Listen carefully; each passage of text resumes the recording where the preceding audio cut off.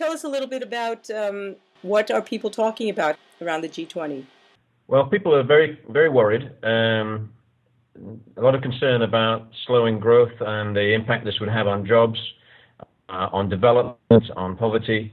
I think there are a lot of worried people. The G20 started in Washington back in the autumn of 2008, just after the Lehman Brothers crash.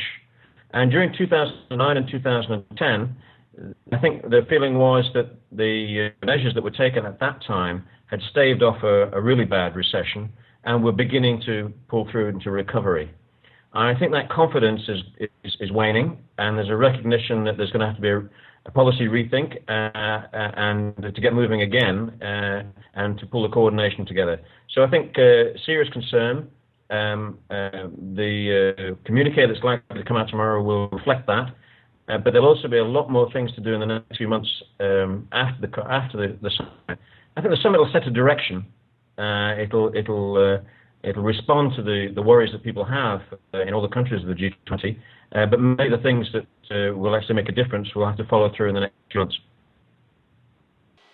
How about the recommendations that the ILO and other agencies are making to the G20? Do you have a feeling of how those will be received?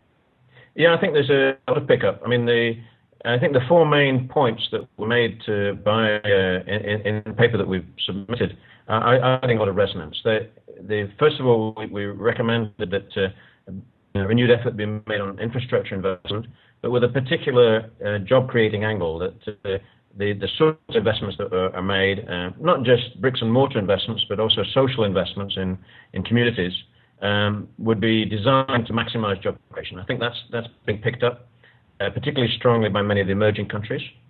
The second recommendation that we made was that more needed to be done to ensure that the smaller enterprises had access to credit, that the significant efforts that were being made by many central banks to pump liquidity into the banking system, that had to flow through into the small enterprises, if you like, to the real economy and the job creation. Again, I think that's being picked up. The third point we made was that action was needed on youth.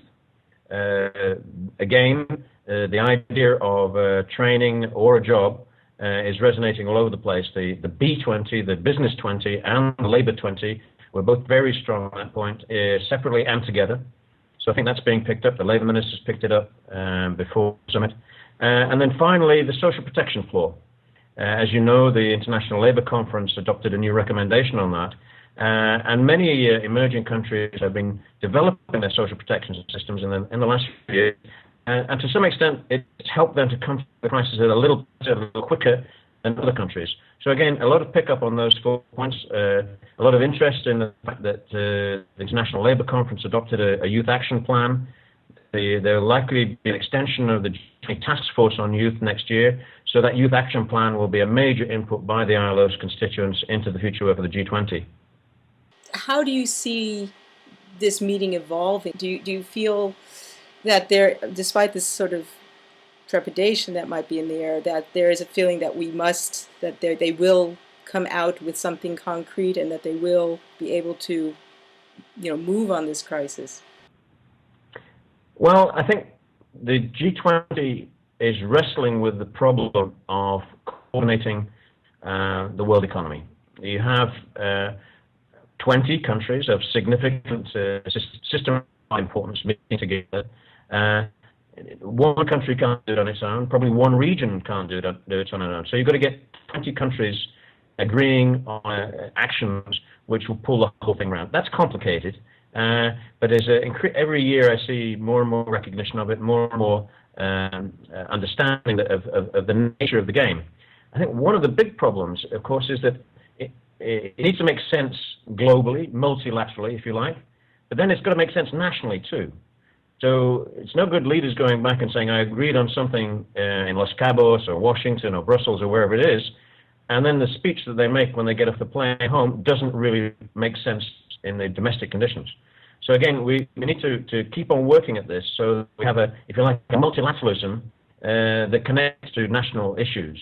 There's quite a long way to go there yet. I think the European crisis is illustrating that to everybody, and it's going to be very important that politicians, leaders are able to win votes for coordinated international policies. Not an easy thing to do at the present time when Europe's going into recession and the rest of the world is going slowly.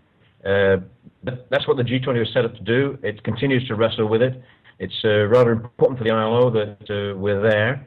I think we've moved a long way from the idea that it was just a financial crisis.